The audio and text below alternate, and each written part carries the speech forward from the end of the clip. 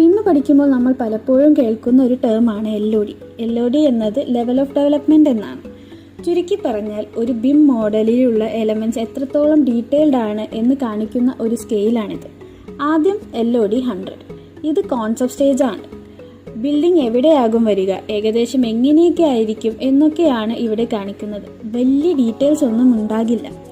അടുത്തത് LOD 200. ഇവിടെ model കുറച്ചുകൂടി ക്ലിയർ ആകും. സൈസ്, ഷേപ്പ്, ലൊക്കേഷനെ കുറിച്ചൊക്കെ അറിയാൻ പറ്റും. പിന്നെ വരുന്നത് LOD 300. ഈ സ്റ്റേജിൽ എലമെൻറ്റുകൾ യഥാർത്ഥ മെഷർമെൻറ്റിൽ മോഡൽ ചെയ്യും. കൺസ്ട്രക്ഷൻ ഡ്രോയിങ്സ് തയ്യാറാക്കാൻ ഉപയോഗിക്കാവുന്ന ലെവലാണിത്.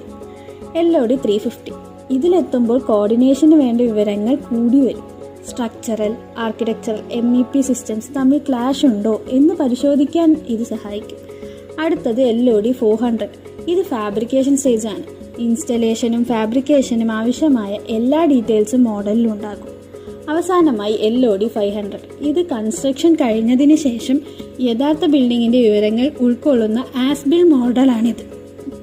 അപ്പോൾ ഒരു വരിയിൽ പറഞ്ഞാൽ LOD 100 മുതൽ LOD 500 വരെ പോകുമ്പോൾ BIM മോഡൽ കൂടുതൽ അക്യുറേറ്റ് ആയും കൂടുതൽ ഡീറ്റെയിൽ ആയും മാറിക്കൊണ്ടിരിക്കും.